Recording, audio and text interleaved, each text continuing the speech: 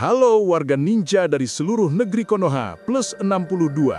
Kalian lagi ada di channel Pemimpin Negeri Konoha, tempat nongkrongnya para calon Hokage. Channel ini membahas tentang sejarah, politik, berita gonjang-ganjing di Konoha, atau plus 62. Jangan lupa subscribe, kasih like dan komen, biar Hokage nggak nyariin kalian. Hahaha.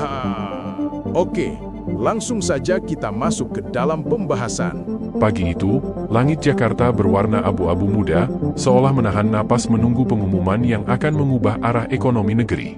Di halaman Istana Negara, deretan kamera televisi dan wartawan sudah berjajar sejak subuh. Suara langkah pejabat bergema di atas marmer yang dingin. Tepat pukul 10, pintu besar istana terbuka, dan dari baliknya muncul sosok yang selama ini hanya dikenal di lingkaran teknokrat, Purbaya Yudi Sadewa, kini resmi dilantik sebagai Menteri Keuangan Republik Indonesia yang baru. Di layar televisi nasional, sebuah teks tebal bergulir, era baru fiskal Indonesia dimulai. Dalam sekejap, suasana berubah. Ruang perdagangan saham di Sudirman mendadak tegang, telepon berdering, analis berbisik di antara layar monitor yang berkedip merah. Nama, Purbaya, mendominasi tajuk utama semua media daring. Para komentator ekonomi memperdebatkan keputusannya bahkan sebelum ia duduk di kursi kementerian. Ada yang menyebutnya sosok progresif dengan visi keberanian, ada pula yang menilai ia terlalu keras, terlalu cepat bicara. Namun satu hal pasti, publik terkejut. Pergantian ini terasa tiba-tiba, seolah babak baru dimulai tanpa prolog. Di ruang rapat Kementerian Keuangan yang luas dan tenang, para pejabat senior menatap kursi kosong bekas Sri Mulyani dengan campuran rasa hormat dan rindu. Mereka mengenal disiplin anggaran yang ia tinggalkan, ketegasan yang membentuk birokrasi menjadi mesin efisien. Kini, kursi itu akan ditempati oleh seseorang yang membawa napas berbeda. Kita akan bergerak lebih cepat, kata Purbaya dalam pidato singkat pertamanya. Kalimat itu, sederhana tapi syarat makna, membuat beberapa kepala menunduk, antara setuju dan khawatir. Dari kejauhan, Sri Mulyani menyaksikan upacara pelantikan lewat layar kaca di ruang kerjanya yang kini kosong. Senyum tipis muncul di wajahnya, tapi matanya tajam, tahu betul betapa beratnya kursi itu. Ia tidak meninggalkan catatan panjang, hanya satu kalimat di meja kerja, jaga kredibilitas fiskal, karena kepercayaan lebih mahal dari angka.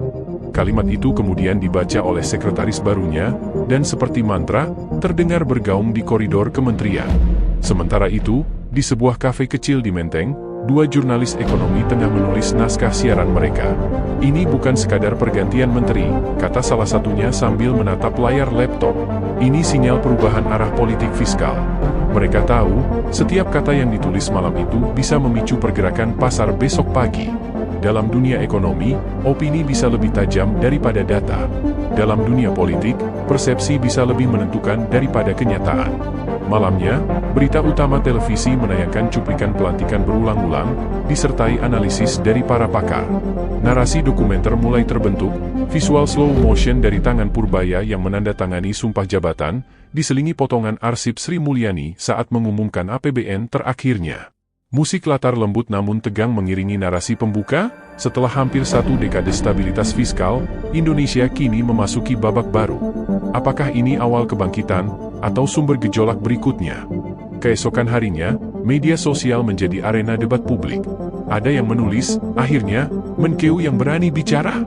Sementara yang lain berkomentar, kita butuh kehati-hatian, bukan heroisme. Dalam sekejap, nama Purbaya menjadi trending topik nomor 1 di Indonesia, melampaui berita hiburan, olahraga, bahkan gosip politik lain. Publik terbelah antara harapan dan kecemasan, seperti menunggu eksperimen besar yang hasilnya belum pasti. Di dalam mobil dinasnya yang melaju menuju gedung Kemenkeu, Purbaya menatap keluar jendela, menyaksikan kota Jakarta berdenyut di bawah sinar matahari siang. Ia tahu, setiap langkah setelah hari ini akan disorot, setiap keputusan akan diuji. Di tangannya kini bukan sekadar dokumen APBN, tetapi arah masa depan bangsa. Dalam keheningan itu, ia tersenyum kecil dan berbisik pelan, mari kita mulai babak baru ini. Kamera dokumenter menutup adegan dengan close-up wajahnya, setengah yakin, setengah waspada, diiringi suara narator, dan disinilah segalanya dimulai. Malam setelah pelantikan itu, gedung Kementerian Keuangan masih terang benderang. Lampu di lantai 15, ruang rapat utama, belum padam. Di balik kaca besar yang memantulkan siluet kota, Purbaya berdiri memandangi Jakarta yang tak pernah tidur. Ia baru saja menandatangani dokumen transisi jabatan, tumpukan kertas berisi laporan keuangan negara, daftar pinjaman luar negeri, hingga proyek-proyek prioritas yang sedang berjalan.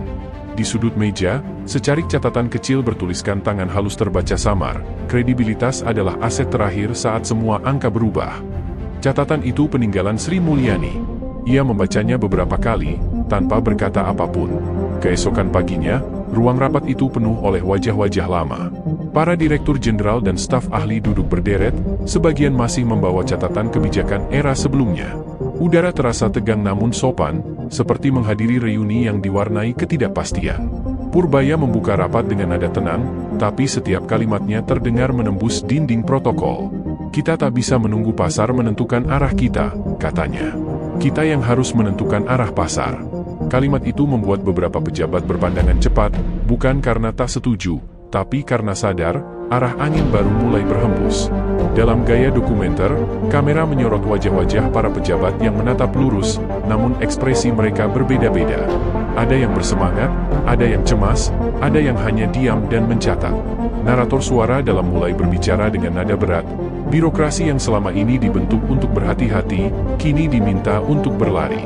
Latar musik menegangkan, seperti pertanda awal gesekan antara idealisme baru dan struktur lama yang kaku.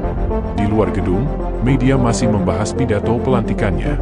Para analis ekonomi di televisi memutar ulang potongan kalimatnya yang menyinggung percepatan belanja dan pemulihan ekonomi. Ada yang memuji visi keberaniannya, tapi ada juga yang mengingatkan, jika fiskal terlalu agresif, kita akan membayar mahal lewat inflasi dan defisit. Di layar, grafik naik turun menggambarkan reaksi pasar. Suara narator melanjutkan, setiap kebijakan memiliki harga, dan terkadang, harga itu dibayar oleh generasi berikutnya.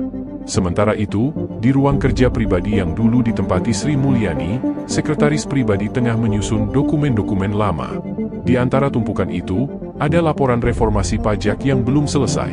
Ia berhenti sejenak, menatap foto lama di dinding, Sri Mulyani bersama timnya saat membentuk kebijakan defisit 3%. Sekretaris itu bergumam pelan, "Bu, sepertinya gaya baru ini akan jauh berbeda." Kamera menyorot wajahnya, lalu perlahan berpindah ke pintu yang kini bertuliskan, Menteri Keuangan, Purbaya Y. Sadewa. Di ruang lain, seorang pejabat senior berbisik pada rekannya. "Orang ini bukan hanya ekonom," katanya, "dia politisi yang paham angka." Kalimat itu menandai kekhawatiran halus, bahwa kebijakan fiskal mungkin kini tak lagi murni soal angka, tapi juga strategi politik. Sementara itu, seorang staf muda yang baru diangkat justru berkata penuh semangat, "Akhirnya, kita punya pimpinan yang berani keluar dari zona nyaman." Dua pandangan itu menggambarkan perpecahan halus di dalam kementerian, antara kehati-hatian dan keberanian, antara menjaga warisan dan menciptakan sejarah baru. Sore menjelang malam, Purbaya kembali berdiri di depan jendela, memandangi lalu lintas yang padat di lapangan banteng. Dari luar, gedung Kemenkeu tampak kokoh dan tenang, tapi di dalamnya roda kekuasaan mulai berputar lebih cepat. Ia tahu, setiap reformasi dimulai dari kegelisahan, dan kegelisahan itulah yang kini mengisi ruang-ruang kerjanya. Di layar TV yang menyala di sudut ruangan, seorang jurnalis membacakan headline terbaru, Menkeu baru, arah baru fiskal Indonesia, reformasi atau risiko. Ia hanya tersenyum tipis mendengarnya, lalu berkata lirih, biar waktu yang menjawab.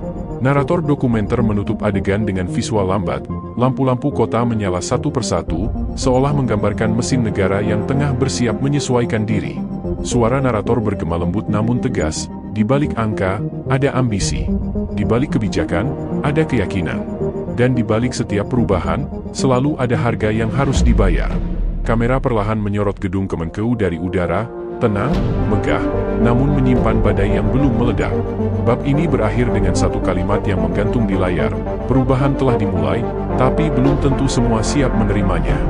Hari ketiga setelah pelantikan, pagi Jakarta diselimuti kabut tipis, namun bukan cuaca yang membuat udara terasa berat, melainkan rumor yang mulai beredar di pasar keuangan. Sebuah pernyataan singkat dari Menteri Keuangan baru, Purbaya Y. Sadewa, disiarkan di salah satu stasiun berita malam sebelumnya, negara ini harus berani menantang cara lama dalam mengelola ekonomi. Kalimat itu, meski hanya satu baris, mengguncang ruang-ruang perdagangan. Begitu bursa dibuka, indeks saham berfluktuasi tajam, rupiah sempat melemah 0,8% sebelum akhirnya stabil di sore hari. Kamera dokumenter menyorot layar-layar monitor yang berkedip merah di ruang dialing bank-bank besar. Suara narator mengiringi, di dunia pasar, kata-kata pejabat bisa lebih tajam dari kebijakan. Di newsroom salah satu televisi nasional, para jurnalis berdebat soal tajuk utama untuk malam itu. Apakah kita tulis, Purbaya guncang pasar, atau pasar menguji menteri baru, tanya seorang produser. Di sisi lain ruangan, reporter senior yang sudah kenyang pengalaman menatap layar sambil berkata pelan, tulis apa saja, tapi ingat, kita sedang menyaksikan sejarah yang bisa berulang. Ia mengingat masa-masa reformasi ekonomi 25 tahun lalu, ketika setiap keputusan fiskal bisa menentukan arah bangsa. Kamera berpindah ke layar TV besar yang menayangkan pidato Purbaya berulang kali, dengan teks berita berjalan cepat di bawahnya. Sementara itu, di Gedung Bank Indonesia, suasana rapat tak kalah tegang. Para gubernur dan deputi sedang membahas langkah antisipatif terhadap fluktuasi pasar. Ada yang mengusulkan intervensi, ada yang memilih menunggu. Seorang pejabat BI berkata lirih, gaya Purbaya ini cepat, tapi apakah pasar siap? Di sisi lain meja, seorang ekonom muda menjawab, pasar tak pernah siap pada perubahan besar, Pak. Narasi dokumenter muncul di layar hitam putih, pertemuan dua kutub, kehati-hatian moneter dan keberanian fiskal. Dua kekuatan yang harus seimbang agar negara tidak oleng. Di lantai 15 Kementerian Keuangan, Purbaya memanggil staf komunikasinya. Ia menatap tajam layar berita yang menyorot wajahnya dengan judul besar, Menkeu baru, risiko baru. Biarkan saja, katanya singkat. Pasar harus belajar mendengar bahasa baru. Kalimat itu direkam oleh kamera dokumenter dengan tone tenang namun misterius. Ia lalu menambahkan, terlalu lama kita menenangkan pasar, sekarang saatnya pasar menyesuaikan diri dengan kita. Di luar ruangan, beberapa staf saling bertukar pandangan, antara kagum dan cemas. Disinilah konflik mulai terbangun, bukan sekadar antara tokoh dan media, tapi antara dua filosofi ekonomi yang bertabrakan, stabilitas versus keberanian. Beberapa ekonom senior yang dulu menjadi rekan Sri Mulyani mulai muncul di talk show, menyuarakan kekhawatiran mereka. Saya menghormati niat Pak Purbaya, kata salah satu di antaranya, tapi pasar tidak bisa didikte. Ia harus ditenangkan, bukan diguncang. Cuplikan wawancara itu dimasukkan dalam montase dokumenter, diselingi dengan visual wajah Purbaya yang diam di ruang kerjanya, menatap tumpukan laporan ekonomi terbaru. Sore itu, jurnalis dari media internasional datang untuk wawancara eksklusif. Di bawah pencahayaan lembut, Purbaya berbicara dengan nada terukur, tapi tetap menusuk. Kita tidak akan tumbuh besar kalau terus bersembunyi di balik ketakutan pasar. Kalimat itu menjadi kutipan utama di berbagai media keesokan harinya. Namun di sisi lain, analis global menulis komentar skeptis, kebijakan agresif tanpa strategi komunikasi yang jelas bisa berbalik arah dengan cepat. Kamera dokumenter memperlihatkan halaman depan surat kabar asing. Wajah Purbaya berdampingan dengan grafik menurun. Malam hari, di ruang keluarga yang tenang, istrinya menatap layar televisi yang menyiarkan debat ekonomi. Ia melihat wajah suaminya dibicarakan di mana-mana, antara pujian dan kecaman. Kamu sadar, kan? Katanya perlahan. Setiap kata yang kamu ucapkan sekarang jadi peluru.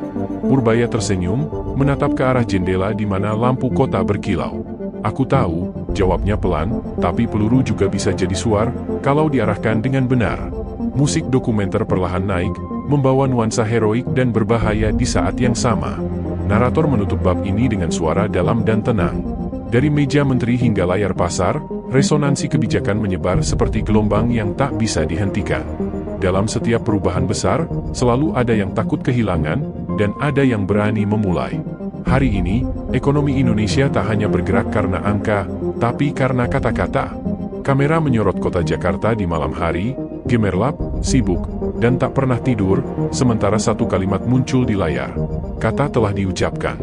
Kini pasar menunggu pembuktian. 1 minggu setelah pernyataannya mengguncang pasar, suasana di Istana Negara terasa lebih tegang dari biasanya. Rapat kabinet mendadak digelar.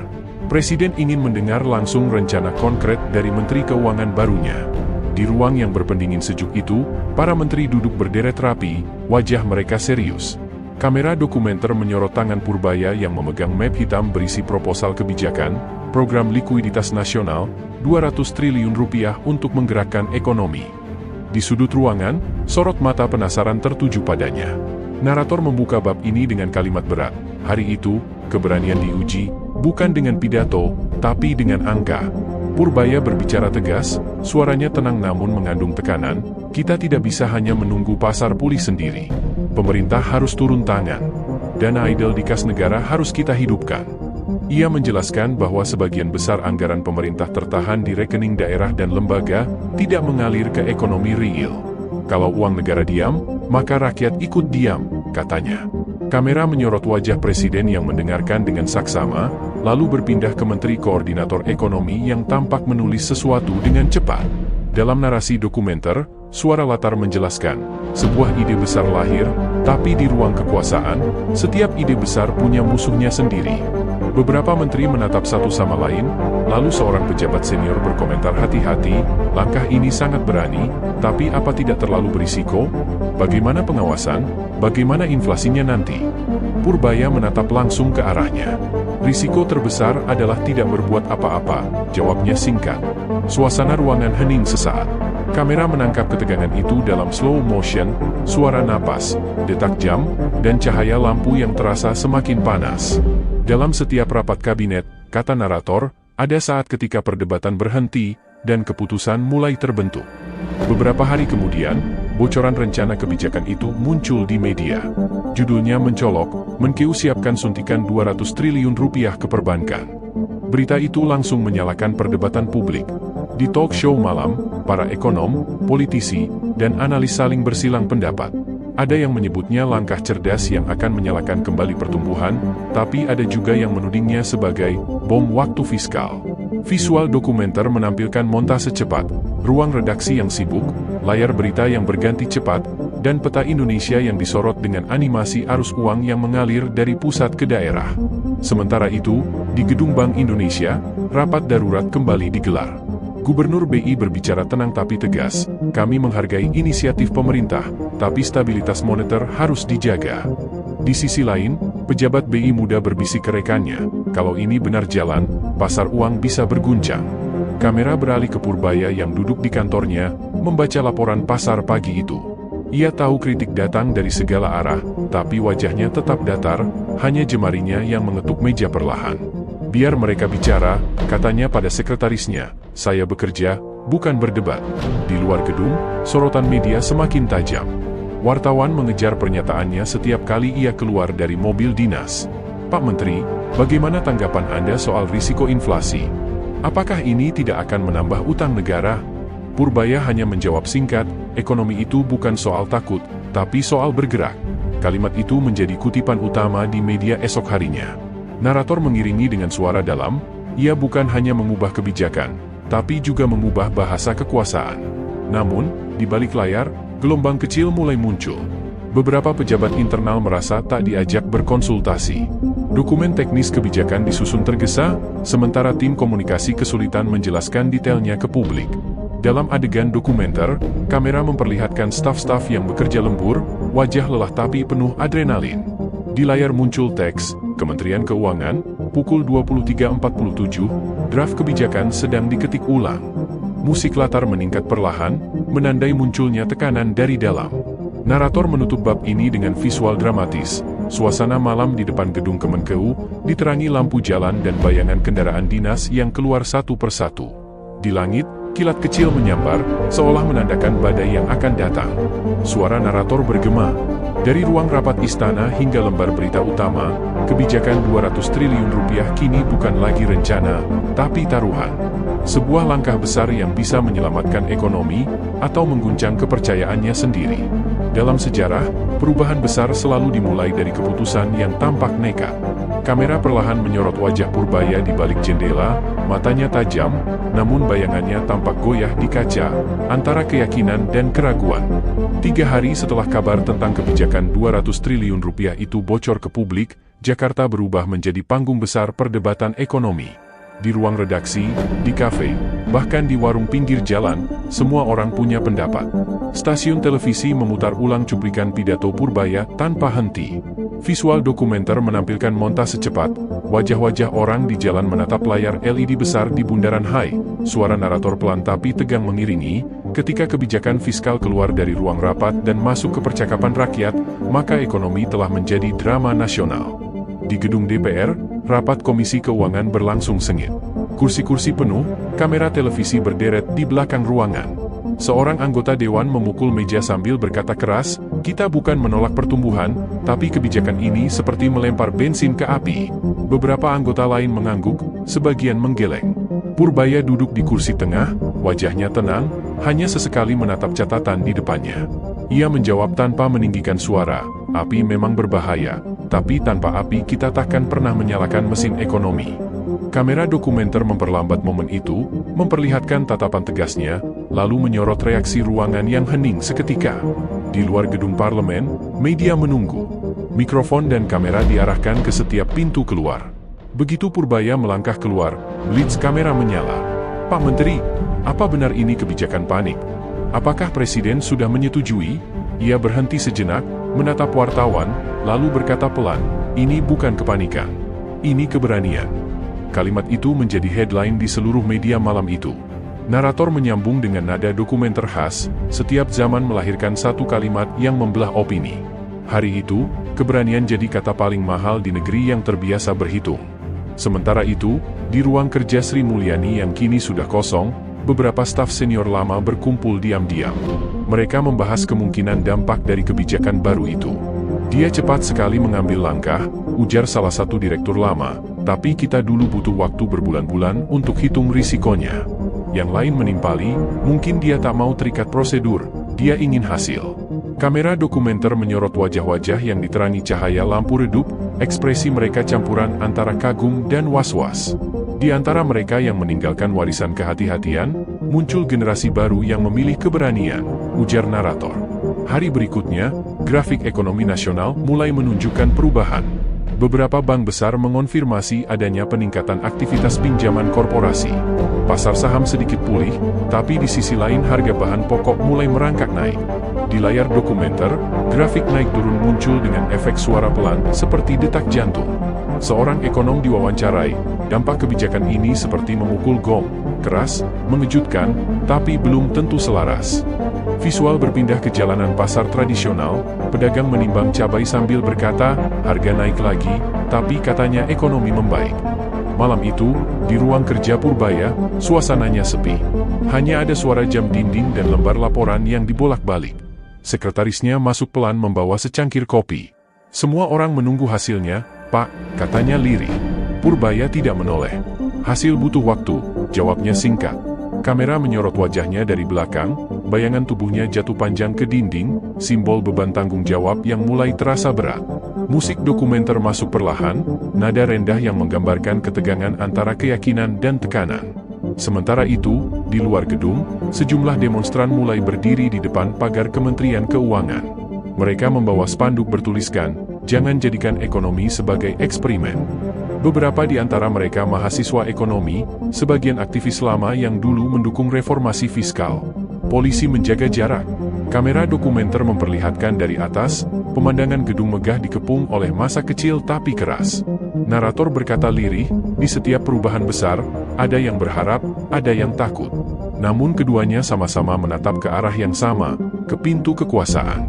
Bab ini ditutup dengan adegan malam yang tenang di layar televisi nasional, cuplikan rapat DPR, suara debat publik, dan wajah Purbaya yang ditampilkan dalam cahaya lampu studio.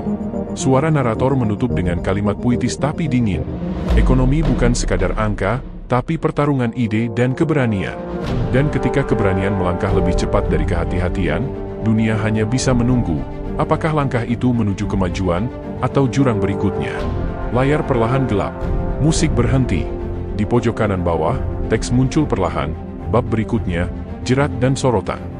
Judul di layar gelap muncul perlahan, bab 4, jerat dan sorotan. Musik latar mulai dengan nada biola rendah, membangun ketegangan yang tak terlihat namun terasa. Kamera bergerak pelan menyorot wajah Purbaya di tengah sorotan lampu studio saat wawancara eksklusif. "Saya tahu risikonya besar," katanya datar, "tapi lebih berbahaya lagi kalau kita takut mencoba." Kata-kata itu diulang beberapa kali dalam tayangan berita malam itu, menjadi mantra baru di tengah gempuran kritik. Narator membuka bab ini dengan nada berat.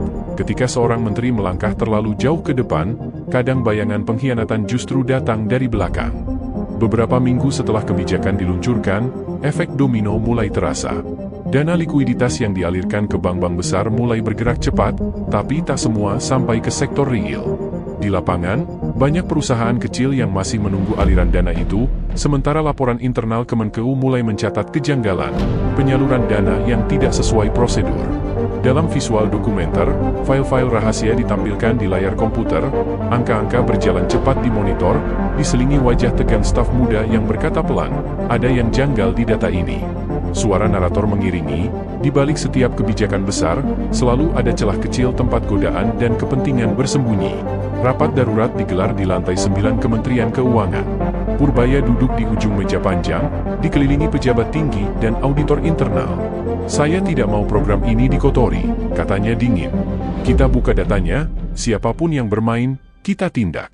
Salah satu direktur menunduk, suara napasnya terdengar berat.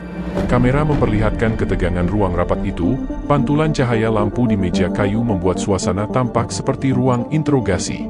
Narator menambahkan dengan suara pelan, "Idealismenya diuji bukan oleh lawan politik, tapi oleh sistem yang ia pimpin sendiri." Di sisi lain, oposisi mulai memanfaatkan celah ini. Di media sosial, tagar dana bocor Purbaya mulai trending. Sebuah potongan video menampilkan komentar ekonom senior yang berkata, "Transparansi tanpa pengawasan adalah mimpi kosong." Media daring memuat headline provokatif, "Program Purbaya mulai retak." Dalam montase dokumenter, layar televisi berganti cepat menampilkan berita-berita yang saling bertabrakan, menciptakan suasana bising informasi. Narator menuturkan, ketika realitas dan persepsi bertarung, yang menang bukan kebenaran, tapi siapa yang lebih cepat bercerita. Suasana istana kembali memanas. Presiden memanggil Purbaya untuk memberi penjelasan. Pertemuan berlangsung tertutup, tapi bocoran percakapan tersebar ke wartawan politik. "Saya percayakan kebijakan ini padamu," ujar Presiden dalam versi yang beredar, "tapi pastikan ini tidak jadi bumerang." Kamera dokumenter menggambarkan adegan imajiner itu, dua siluet berbicara di ruang luas, cahaya sore menembus tirai jendela. "Kepercayaan adalah mata uang paling rapuh di politik," ujar narator, "sekali retak, nilainya tak bisa kembali utuh." Beberapa hari kemudian, Purbaya mengambil langkah ekstrim. Ia memerintahkan audit terbuka terhadap seluruh distribusi dana likuiditas. Langkah ini mengejutkan banyak pihak, termasuk orang-orang di dalam kementeriannya sendiri. "Pak Menteri serius?" tanya salah satu staf senior. "Sangat serius," jawabnya tanpa menatap. Kamera memperlihatkan suasana malam di gedung Kemenkeu, printer berderak, tumpukan dokumen menumpuk di meja, suara langkah cepat menggema di lorong. Narator menuturkan, ketika semua orang sibuk menjaga citra, ia memilih membuka luka. Namun langkah itu tidak datang tanpa harga. Beberapa pejabat mulai menjauh, dukungan politik perlahan mengendur. Di media, muncul gosip bahwa Purbaya mulai kehilangan backing dari partai koalisi. Seorang analis politik dalam wawancara berkata, kebersihan di birokrasi seringkali membuat kotoran lama terlihat. Dan itu berbahaya bagi yang terbiasa bersembunyi di balik sistem. Visual memperlihatkan siluet-siluet pejabat berbicara di kafe gelap, berita rahasia berpindah lewat pesan singkat, dan wajah Purbaya di layar ponselnya sendiri, membaca berita tentang dirinya tanpa ekspresi. Narator menutup bab ini dengan adegan lambat. Purbaya berdiri di balkon kantornya memandang kota Jakarta malam hari. Lampu-lampu gedung memantul di kaca, menciptakan ilusi kota yang berkilau tapi rapuh. Ia menyalakan rokok, menatap jauh tanpa berkata apa-apa. Musik biola kembali naik pelan. Dalam politik, kebenaran seringkali tidak dikalahkan oleh kebohongan, tapi oleh waktu, kata narator pelan. Dan malam itu, waktu mulai berbalik arah. Kamera perlahan menjauh, memperlihatkan sosoknya kecil di tengah megahnya kota, simbol bahwa bahkan keberanian terbesar pun bisa terasa sendiri di tengah kekuasaan yang sunyi. Judul muncul di layar dengan suara drum lembut yang perlahan meninggi, Bab 5, Balas dan Bayangan. Kamera menyorot suasana dini hari di gedung Kementerian Keuangan. Hujan turun deras, menetes di jendela kaca. Seorang staf muda mengetik laporan audit terakhir, sementara di layar komputer muncul kata-kata tegas, indikasi penyalahgunaan ditemukan. Musik latar berhenti mendadak, menciptakan jeda dramatis. Narator membuka bab ini, kebenaran akhirnya muncul, tapi seperti pisau bermata dua, ia bisa membersihkan, tapi juga melukai tangan yang memegangnya. Purbaya menerima laporan itu dengan wajah tanpa ekspresi. Di depannya, tumpukan berkas disusun rapi, di atasnya selembar dokumen bertanda merah bertuliskan, khusus Presiden. Ia membaca pelan, lalu menutup map itu. Kirimkan semuanya ke istana, jangan ubah satu kalimat pun, ujarnya tegas. Kamera mendekat pada wajahnya yang tenang tapi tegang, mata yang tidak lagi sekadar melihat angka, melainkan beban moral. Narator berkata pelan, ketika data berubah menjadi kebenaran, kekuasaan mulai merasa tidak nyaman. Tak butuh waktu lama, laporan itu bocor ke publik. Beberapa media menayangkan headline besar, audit Kemenkeu, dana 17 triliun rupiah diduga tidak jelas penyalurannya. Berita itu mengguncang. Di parlemen, anggota oposisi berteriak, inilah bukti bahwa kebijakan Purbaya gagal total. Di media sosial, tagar baru menggantikan yang lama, audit kacau, menteri berisiko, dana tak jelas. Visual dokumenter memperlihatkan wajah-wajah komentator politik di layar, bicara cepat, tumpang tindih, seolah semua berlomba menafsirkan realitas yang belum sempat dijelaskan.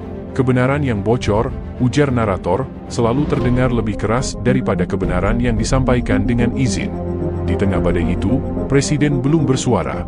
Namun dari istana, muncul sinyal-sinyal halus bahwa jarak mulai terbentuk. Purbaya tidak lagi dipanggil dalam rapat terbatas. Ia hanya menerima laporan hasil rapat dari ajudan Presiden, tanpa komentar atau catatan. Kamera menyorot adegan Purbaya di ruang kerjanya yang kosong, menatap layar televisi yang menyiarkan diskusi politik tentang dirinya. Musik dokumenter menjadi sendu, seperti jam yang berdetak lebih lambat.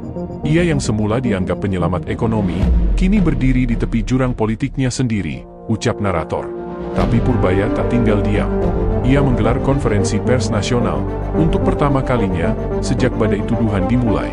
Di panggung sederhana, ia berdiri sendiri, tanpa jajaran staf di belakang. Saya tidak menyesal, katanya. Kita sedang membersihkan sistem, dan pembersihan memang selalu membuat kotoran berterbangan lebih dulu. Kalimat itu langsung viral. Beberapa memujinya sebagai bentuk kejujuran langka, sementara lawan politik menilainya sebagai bentuk arogansi. Kamera dokumenter memperlambat adegan ketika ia meninggalkan podium, dengan wajah lelah namun tegak. Di sisi lain kota, dalam ruangan tertutup, sekelompok politisi senior sedang berdiskusi hangat. Dia terlalu frontal, kata salah satunya. Kalau dibiarkan, dia bisa jadi simbol baru. Seorang lainnya menimpali, simbol yang tidak bisa dikendalikan lebih berbahaya daripada musuh. Visual dokumenter menggambarkan percakapan itu tanpa menampilkan wajah, hanya siluet dan pantulan cahaya di meja kopi. Narator menambahkan, dalam dunia politik, kekuatan paling menakutkan bukan uang atau jabatan, tapi integritas yang tidak bisa dibeli. Hari berganti minggu. Audit dilanjutkan, dan beberapa nama pejabat besar mulai terseret. Namun alih-alih mendapat dukungan, Purbaya justru diisolasi. Beberapa media mulai mengangkat narasi baru, ambisi pribadi di balik kebijakan likuiditas. Ia menjadi karakter yang terpecah di mata publik, sebagian menganggapnya pahlawan, sebagian lain menyebutnya biang kekacauan.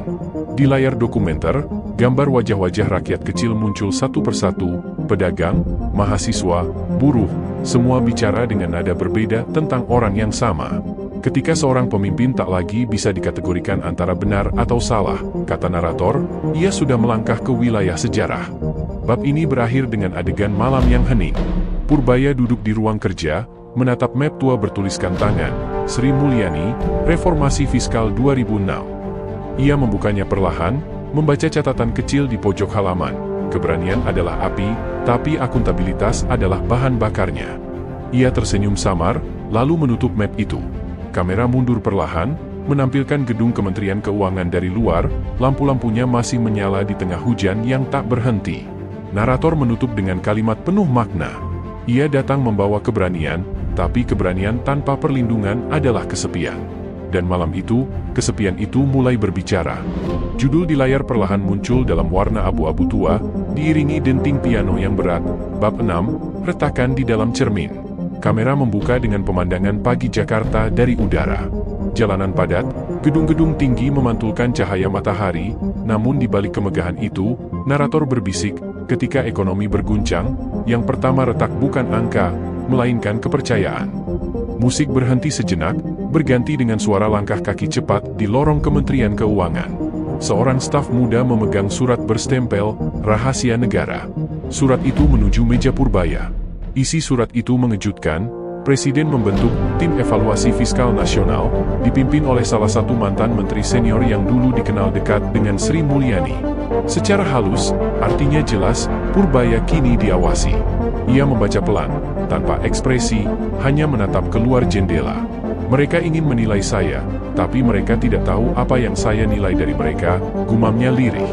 Kamera memperlihatkan wajahnya dari samping, sebagian tertutup cahaya, sebagian gelap, simbol dari posisi politiknya yang kini terbelah antara kepercayaan dan kecurigaan. Narator menambahkan, di dunia kekuasaan, kadang sinar justru datang untuk mengintai, bukan menerangi. Hari-hari berikutnya menjadi medan sunyi bagi Purbaya. Di rapat kabinet, pandangan yang dulu hangat kini berubah menjadi dingin dan berhitung. Ia berbicara hanya jika diminta, dan ketika bicara, beberapa kolega justru sibuk mencatat, bukan isi pikirannya, tapi kesalahannya. Kamera dokumenter menangkap momen itu dalam close-up lambat, pena yang menulis cepat di buku catatan, jari yang mengetuk meja, dan tatapan hampa dari seseorang yang pernah menjadi sekutu. Setiap idealis akan sampai pada titik ini, ujar narator, saat ia menyadari bahwa yang melawannya bukan kebodohan, tapi kepentingan. Di luar gedung, berita mulai berubah arah. Media yang dulu menyerangnya kini mulai mempertanyakan kenapa Purbaya dipinggirkan begitu cepat. Beberapa jurnalis investigatif menemukan fakta bahwa sebagian proyek likuiditas ternyata menyentuh jaringan lama para pejabat era sebelumnya, orang-orang yang tak ingin sistem lama terganggu. Tayangan dokumenter menampilkan wawancara eksklusif dengan mantan staf Kemenkeu, dia terlalu bersih untuk bertahan lama. Dan itu masalah di sistem ini. Narator menegaskan, terkadang, kebersihan justru terlihat seperti ancaman di ruangan yang penuh debu. Sementara itu, di ruang kerja kecilnya yang kini lebih sunyi, Purbaya mulai menulis sendiri laporan alternatif, versi kebenaran dari kebijakan yang ia buat. Ia menulis dengan tangan, bukan komputer. Kalau sistem bisa disabotase, tulisan ini tidak, katanya pada sekretarisnya. Kamera memperlihatkan tumpukan kertas tulisan tangan, penuh coretan dan garis-garis merah. Musik lembut mengiringi, seperti ritme napas panjang seorang tokoh yang tahu badai masih jauh dari reda. Ia tidak lagi melawan kebijakan, ujar narator, tapi melawan sejarah yang sedang berusaha menyingkirkannya. Di parlemen, isu interpelasi mulai mencuat. Beberapa fraksi mulai mendorong penyelidikan resmi atas kegagalan kebijakan 200 triliun rupiah. Sidang pleno digelar dengan sorotan kamera nasional. Para politisi berdebat keras, tapi yang menarik perhatian adalah kursi kosong di barisan depan, kursi Purbaya. Ia menolak hadir. Saya tidak akan menjelaskan kebenaran kepada mereka yang menolak mendengarkan, katanya lewat pernyataan singkat. Narator melanjutkan dengan nada dingin, ketidakhadiran kadang lebih berbicara daripada 1000 pembelaan. Namun publik tidak diam. Gelombang dukungan mulai muncul di luar istana. Para mahasiswa ekonomi, dosen, dan masyarakat sipil menggelar diskusi bertajuk Reformasi Fiskal Jilid 2. Mereka menilai Purbaya membawa semangat baru, keberanian tanpa basa-basi. Di layar dokumenter, visual menunjukkan spanduk bertuliskan, berani bersih, meski sendiri. Musik meningkat, menciptakan kontras antara dunia luar yang mulai bangkit dan dunia dalam kekuasaan yang semakin menutup diri. Kisah Purbaya, kata narator, mulai berubah dari berita menjadi gerakan. Bab ini berakhir dengan adegan malam yang sunyi. Purbaya berjalan sendirian di koridor panjang menuju ruangannya. Di tangannya, ia membawa map bertuliskan, Reformasi Fiskal, Draft 2. Lampu-lampu kantor padam satu persatu, menyisakan cahaya lembut di mejanya. Ia duduk, menatap layar komputer yang menampilkan kata pertama dari laporan barunya, kejujuran bukan strategi, tapi fondasi. Narator menutup dengan suara rendah tapi mantap. Ia tahu badai berikutnya belum datang, tapi kali ini ia siap. Sebab di balik setiap retakan di cermin, ada wajah yang tak bisa lagi berbohong pada dirinya sendiri. Judul muncul di layar dengan latar musik orkestra yang pelan dan penuh tensi, Bab 7, Api dalam Kabut. Kamera membuka dengan pemandangan langit Jakarta yang kelabu, kabut polusi menutupi gedung-gedung tinggi. Di layar muncul teks, 3 bulan setelah pembentukan Tim Evaluasi Fiskal Nasional. Suara narator masuk dengan nada berat dan reflektif. Di negeri yang tengah menimbang antara pertumbuhan dan kepercayaan, seorang menteri kini hidup di antara dua dunia, satu di atas kertas kebijakan, satu lagi di bawah bayang-bayang kekuasaan. Rapat tertutup kembali digelar di istana. Tim evaluasi fiskal mempresentasikan hasil awalnya di hadapan Presiden. Laporan itu dingin dan formal. Kebijakan likuiditas menunjukkan dampak jangka pendek, namun risiko jangka panjang tidak terkendali. Beberapa anggota tim menyindir tanpa menyebut nama, tapi arah kritiknya jelas, Purbaya. Kamera menyorot wajah-wajah pejabat yang berusaha tampak netral, namun senyumnya menyimpan intrik. Dalam visual dokumenter, dokumen tebal berpindah tangan, lalu ditutup perlahan di hadapan kamera. Narator menyampaikan, dalam ruang kekuasaan, keadilan seringkali tidak diukur dengan kebenaran, tapi dengan keseimbangan kepentingan. Di Kementerian Keuangan, suasana berbeda. Meski tekanan politik meningkat, angka-angka ekonomi justru mulai membaik. Inflasi terkendali, pertumbuhan mulai naik. Beberapa media internasional mulai menulis artikel berjudul, Indonesia's Bold Fiscal Move Shows Promise. Namun di dalam negeri, suara skeptis belum hilang. Kamera menampilkan perbandingan dua layar berita, satu dari luar negeri yang memuji, satu dari dalam negeri yang masih menuduh. Narator mengiringi dengan nada getir, kebenaran diukur bukan dari hasil, tapi dari siapa yang menceritakannya. Suatu malam, Purbaya menerima undangan pribadi dari salah satu tokoh senior ekonomi, seseorang yang dulu menjadi penasihat Sri Mulyani. Pertemuan dilakukan di sebuah rumah tua di Menteng, jauh dari kamera. Dalam percakapan itu, tokoh tersebut berkata perlahan, "Kamu terlalu cepat melangkah, Pur. Sistem tidak berubah dengan gebrakan, tapi dengan kesabaran." Purbaya menjawab datar, kesabaran seringkali jadi alasan untuk tidak berubah. Kamera memperlihatkan dua generasi reformis yang berdiri di dua sisi waktu, idealisme yang sama, tapi dengan cara berbeda. Reformasi, ujar narator, adalah warisan yang mudah diucapkan, tapi sulit diteruskan. Keesokan harinya, kabar mengejutkan beredar, dua pejabat penting Kemenkeu ditangkap KPK atas dugaan penyimpangan dana program likuiditas. Berita itu meledak di publik. Ironisnya, justru karena audit terbuka yang diperintahkan Purbaya sendiri. Namun media menggiring opini, kebijakan yang membuka lubang korupsi.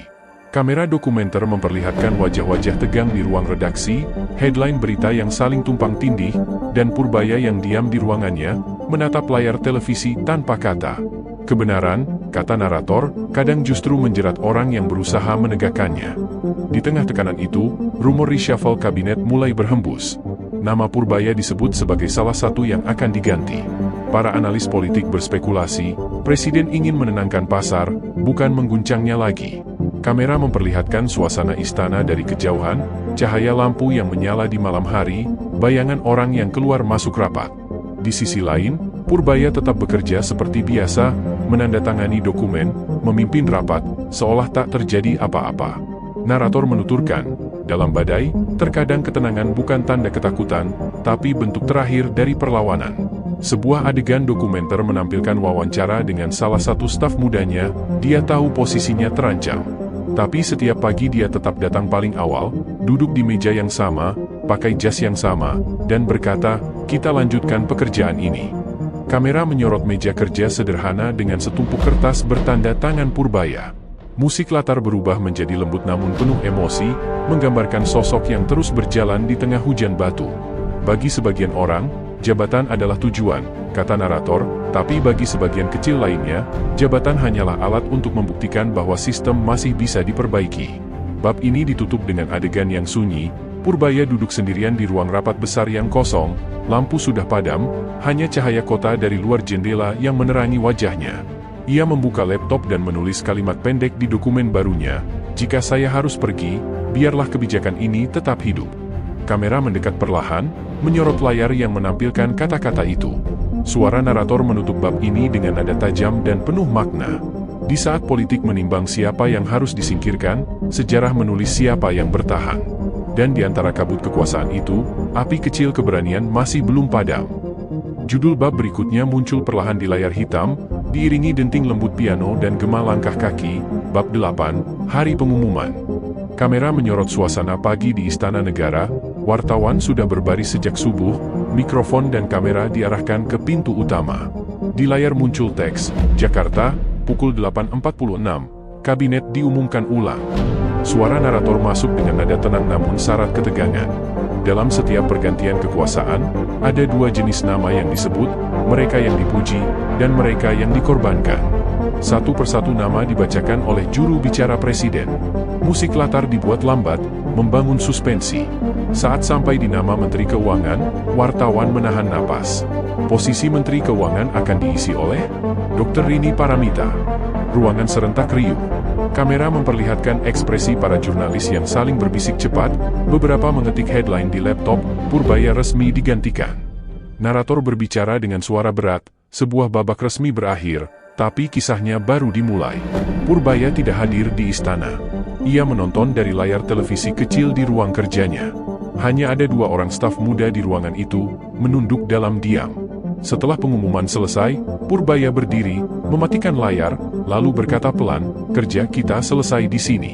Tapi nilai kita belum." Kamera mengikuti langkahnya meninggalkan ruangan, menyorot jas hitamnya yang tergantung di kursi, simbol bahwa jabatan telah ditinggalkan, namun keyakinan tetap menggantung di udara. Narator menambahkan, kekuasaan pergi dalam upacara, tapi integritas pergi dalam kesunyian. Sementara itu, di luar gedung, wartawan mengejar reaksi politik. Seorang analis di televisi berkata, Purbaya adalah contoh klasik, orang idealis yang kalah oleh politik realitas. Tapi di media sosial, nada berbeda muncul. Tagar terima kasih Purbaya menjadi tren nasional. Warga menulis pesan sederhana, dia tidak sempurna, tapi dia berani.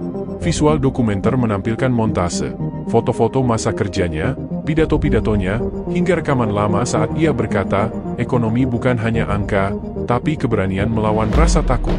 Musik mengalun lembut, mengubah suasana dari duka menjadi penghormatan.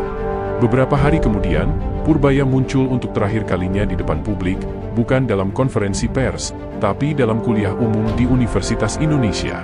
Ia berbicara tanpa teks, suaranya dalam dan jujur. Jabatan itu fana, tapi tanggung jawab terhadap bangsa tidak berhenti di meja kerja. Jangan takut membuat keputusan hanya karena takut kehilangan posisi. Takutlah kalau kita berhenti percaya bahwa negara ini bisa berubah. Tepuk tangan panjang bergema. Kamera memperlihatkan wajah-wajah mahasiswa muda yang terinspirasi, dan narator menimpali. Dalam dunia yang sibuk mencari aman, satu suara keberanian bisa jadi pengingat bahwa kekuasaan bukan akhir, tapi ujian. Di balik layar, reaksi dari kalangan politik beragam. Ada yang menganggapnya mencari simpati, ada yang menyebutnya berpotensi menjadi oposisi intelektual. Namun di kalangan rakyat, citranya mulai berubah menjadi simbol moral. Sebuah majalah ekonomi memuat tajuk utama, Purbaya, dari Menteri ke Moral Kompas. Kamera memperlihatkan tumpukan majalah di kios-kios, lalu berpindah ke pasar, di mana seorang pedagang berkata sederhana, setidaknya ada pejabat yang ngomongnya sama kayak hatinya. Narator menambahkan, terkadang, reputasi lahir bukan saat berkuasa, tapi setelah kehilangan kekuasaan. Malam hari, di rumahnya yang sederhana di bilangan Pasar Minggu, Purbaya duduk di teras, memandangi hujan yang turun perlahan. Di meja kecilnya, ada secangkir kopi dan sebuah buku catatan terbuka. Di halaman pertama tertulis, ekonomi yang berpihak, catatan setelah jabatan. Ia mulai menulis kalimat pertama, kekuasaan mengajarkan saya banyak hal, tapi kehilangan kekuasaan mengajarkan saya yang terpenting, keberanian tidak membutuhkan jabatan. Kamera bergerak menjauh, memperlihatkan rumahnya yang redup di tengah hujan. Narator menutup bab ini dengan suara yang tenang namun menggugah. Ia datang sebagai teknokrat, pergi sebagai simbol. Dalam sejarah bangsa, mungkin namanya tak selalu ditulis di buku pelajaran, tapi kisahnya akan hidup di ruang percakapan, di setiap generasi yang masih berani bermimpi tentang pemerintahan yang bersih. Sebab kadang, kehilangan jabatan bukanlah akhir, melainkan bentuk tertinggi dari kemenangan. Layar perlahan gelap, hanya menyisakan tulisan kecil di bawah. Bab 9, Bayang yang tumbuh dari nama. Judul bab perlahan muncul di layar dengan latar hitam dan suara denting lonceng malam. Bab 9, Bayang yang tumbuh dari nama. Kamera membuka dengan pemandangan gedung-gedung pemerintahan di Jakarta, ditemani narasi lembut namun penuh tensi. Dalam dunia politik, nama yang telah pergi tidak selalu benar-benar hilang. Kadang, justru bayang-bayangnya tumbuh menjadi legenda atau ancaman. Visual bergeser ke potongan berita di layar televisi. Mantan Menteri Keuangan Purbaya dijadwalkan menjadi pembicara di Forum Ekonomi Rakyat. Suara narator melanjutkan, 3 bulan setelah kepergiannya dari kabinet, Purbaya bukan lagi pejabat, tapi pengaruhnya terus bergema di ruang-ruang publik. Forum itu digelar di Bandung, dihadiri oleh ekonom muda, akademisi, hingga mahasiswa. Kamera memperlihatkan suasana yang hidup, tepuk tangan, kamera ponsel mengarah ke panggung, dan spanduk bertuliskan, ekonomi untuk semua, bukan untuk segelintir. Purbaya tampil dengan pakaian sederhana, tanpa jas, hanya kemeja putih. Ia bicara dengan nada tenang tapi tajam. Masalah negeri ini bukan pada kurangnya uang, tapi pada keberanian untuk menggunakannya dengan benar. Kalau kebijakan hanya melindungi yang kuat, kita sedang membangun jurang, bukan jembatan. Sorak-sorai menggema. Narator menimpali. Dalam setiap kalimatnya, tersirat perlawanan, bukan pada individu, tapi pada sistem yang pernah menekannya. Namun di balik tepuk tangan itu, kamera berpindah ke ruang rapat tertutup di Jakarta. Beberapa pejabat baru membahas dampak dari pengaruh Purbaya. Salah satunya berkata dengan nada khawatir, kalau dia terus bicara seperti itu, bisa membentuk opini yang sulit dikendalikan. Seorang lainnya menimpali, dia mungkin tidak punya jabatan, tapi dia punya suara, dan suara itu kini lebih keras dari kebijakan manapun. Narator masuk. Dalam politik, kadang kekuatan paling besar bukan pada mereka yang berkuasa, tapi pada mereka yang sudah tidak terikat pada kekuasaan. Sementara itu, media internasional kembali meliput. Artikel dari The Economist menulis, Purbaya as Departure strengthens his voice, Indonesia's new moral economist. Visual memperlihatkan layar-layar berita asing, kutipan artikel, hingga komentar analis luar negeri. Di sisi lain, televisi nasional justru menayangkan segmen yang mempertanyakan motifnya, apakah Purbaya sedang membangun panggung politik. Narator menyampaikan dengan nada reflektif, setiap idealisme yang bertahan terlalu lama, akan selalu dicurigai sebagai ambisi. Di rumahnya, suasana tetap sederhana. Purbaya mulai menulis buku tentang pengalamannya di pemerintahan, berjudul, Ekonomi Nurani. Kamera memperlihatkan ia mengetik sendirian di ruang kerja kecil, diselingi sorotan ke potret keluarga di meja, wajah tenang, tapi matanya menyimpan letih. Ia berhenti sejenak, menatap jendela yang diterpa cahaya senja, lalu bergumam pelan. Kalau suara ini berhenti, siapa yang akan bicara? Narator menjawab dengan lirih, pertanyaan yang lahir dari keheningan kadang lebih berbahaya dari 1000 orasi.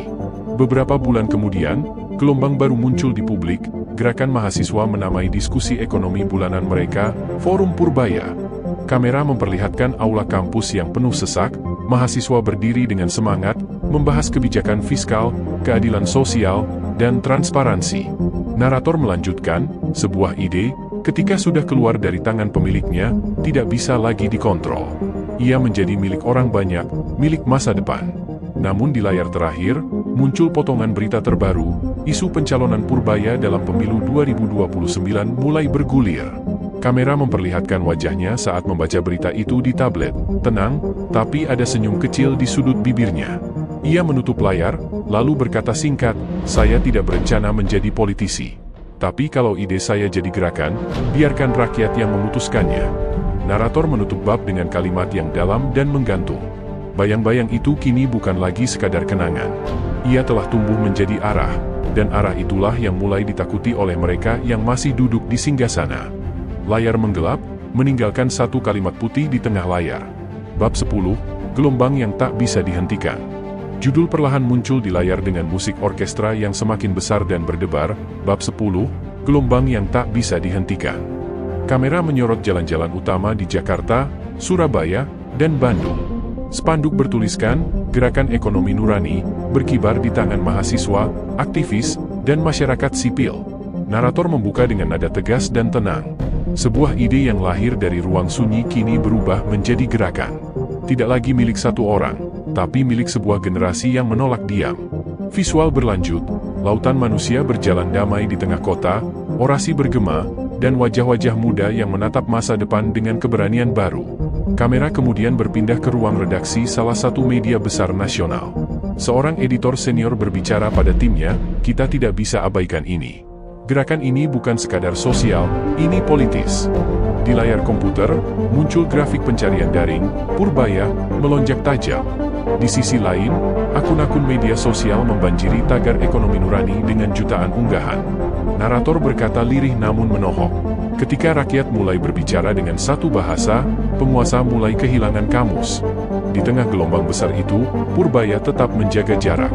Ia menolak semua wawancara, menolak undangan politik, dan hanya mengeluarkan satu pernyataan tertulis. Saya bukan pemimpin gerakan ini. Saya hanya menyalakan lilin, mereka yang membawa cahaya adalah kalian semua. Kamera memperlihatkan surat itu dibacakan oleh para relawan di kampus dan pasar.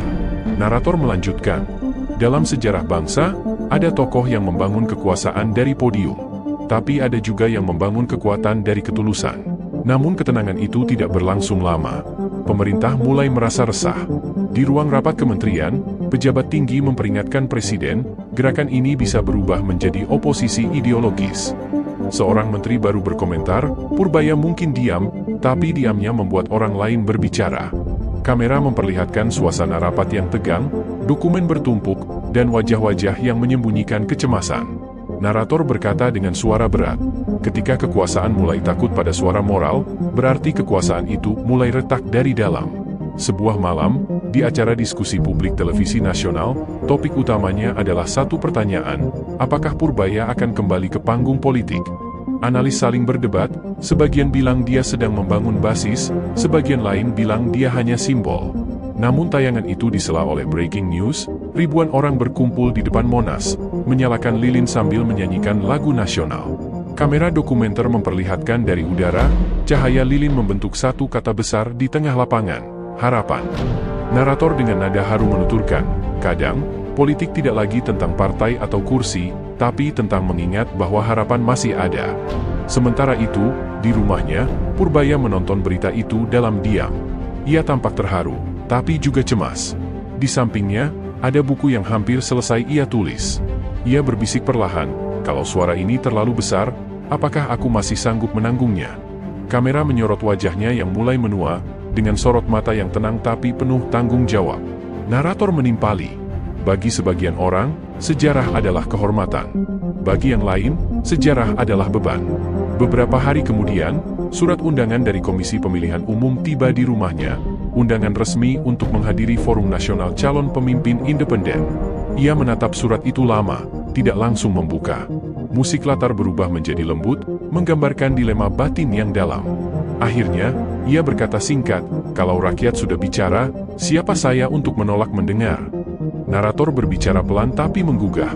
Sebuah ide yang jujur, jika terus dijaga, bisa menjadi kekuatan politik tanpa niat, dan itulah yang paling ditakuti oleh penguasa.